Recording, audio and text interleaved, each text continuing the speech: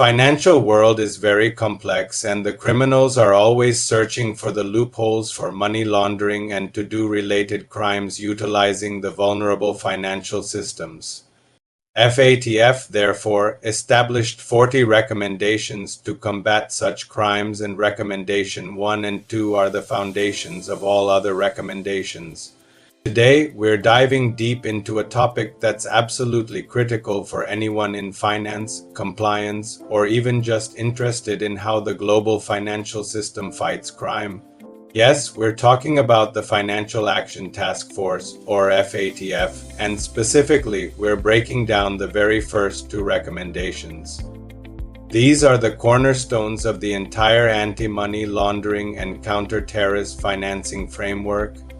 So take a notebook and let's get started to unfold the core telling of these two recommendations. Very first, let us know, what is the FATF? Think of it as the global watchdog for financial crime. It sets international standards that over 200 countries and jurisdictions have committed to implementing.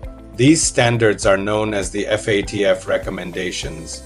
There are 40 of them, but today we're focusing on the foundational ones, Recommendation 1 and Recommendation 2. Let's start with Recommendation 1, assessing risks and applying a risk-based approach. This sounds a bit technical, but the core idea is actually very simple and intuitive. It says that countries, financial institutions, and other designated businesses can't just apply a one-size-fits-all approach to fighting financial crime. Instead, they must first identify, assess, and understand the specific money laundering and terrorist financing risks they face. So, what does this mean in practice? For a country, it means conducting a national risk assessment. The government needs to look at all the different sectors of its economy, the types of crimes that are most prevalent, its geographical location, and its connections to other countries. For example, a country with a large cash-based economy, a major international financial center, or borders with nations known for drug trafficking will have very different risks than a small, isolated island nation. The National Risk Assessment helps the government understand where its biggest vulnerabilities lie. Are they in the banking sector, real estate, or casinos? Once they know the risks, they can focus their resources where they're needed most. This is called the risk-based approach. It's about being smart and efficient, not just ticking boxes. The same principle applies to a bank or a financial institution. A bank can't treat every single customer the same way. A local student opening their first savings account presents a very different risk profile than a multinational corporation dealing in billions of dollars or a politically exposed person from a high-risk jurisdiction. Under Recommendation 1, the bank must have systems in place to identify which customers, products, and geographical locations pose a higher risk. For higher risk situations, the bank must apply enhanced due diligence. This could mean gathering more information about the customer's source of wealth, conducting more frequent transaction monitoring, and requiring senior management approval to even start the business relationship. Conversely, for lower risk situations, the bank can apply simplified measures. This doesn't mean doing nothing, but the level of scrutiny can be less intense. This risk-based approach allows banks to allocate their compliance resources effectively, focusing their best investigators and strongest controls on the areas of greatest concern.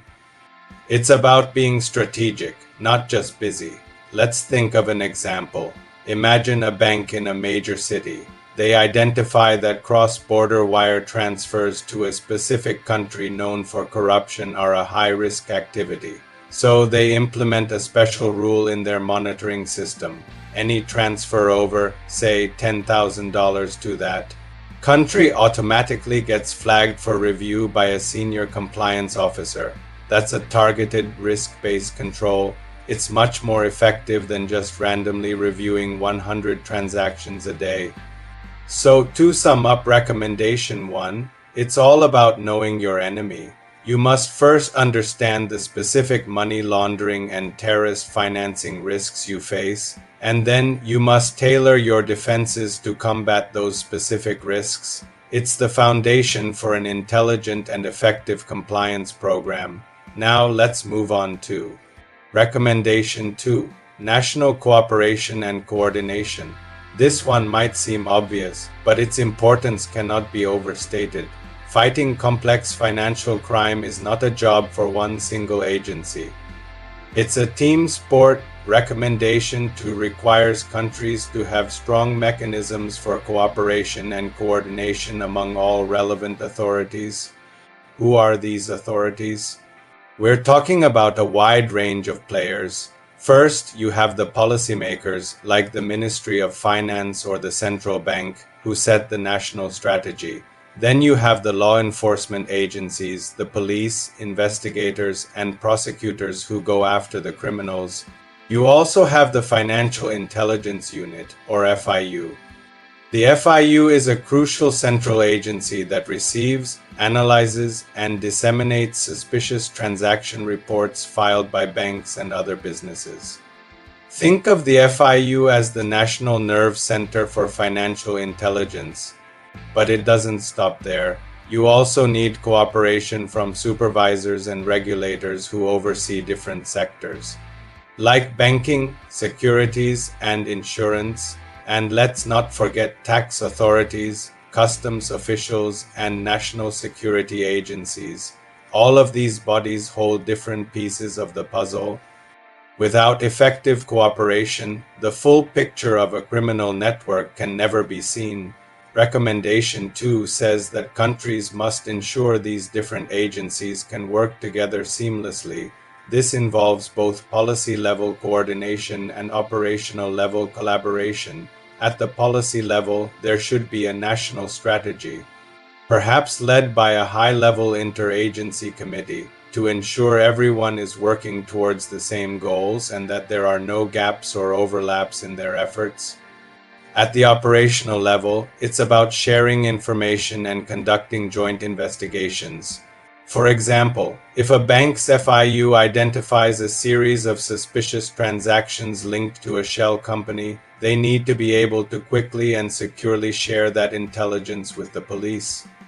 The police might then open an investigation and, in the process, discover tax evasion, so they would need to bring in the tax authorities. If the money is being moved across borders, they might need to work with customs officials. Imagine a case of human trafficking.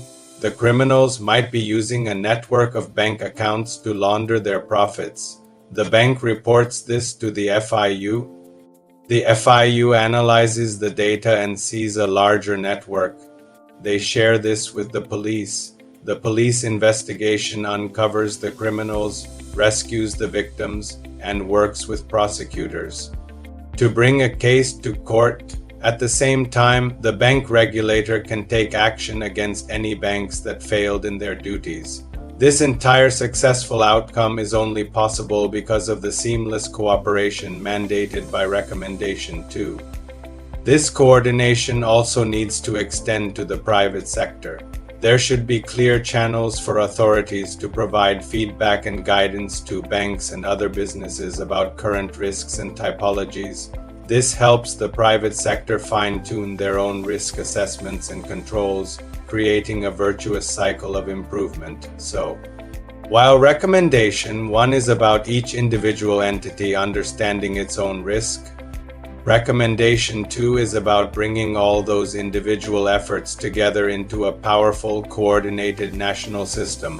One without the other is simply not effective. You can have the most sophisticated risk assessment in the world, but if you can't share that information with law enforcement, the criminals will still get away. And you can have great interagency meetings, but if the agencies don't have good risk-based data to discuss, they'll be flying blind. Together, FATF Recommendations 1 and 2 create the essential blueprint for any country serious about tackling money laundering and terrorist financing. They establish the strategic thinking of the risk-based approach and the collaborative framework needed to put that strategy into action. Every other FATF recommendation builds upon this solid foundation, and that's our deep dive into the first two FATF recommendations. They are the starting point for everything that follows in the world of financial crime compliance. Understanding them is key to understanding the entire global system. I hope this breakdown was clear and helpful. If you have any questions, drop them in the comments below. I'll do my best to answer them. Thanks so much for watching, and if you found this video valuable, please give it a like and subscribe for more content on finance and compliance. We'll see you in the next one. Till then, keep attached to your professional and business learning ongoing.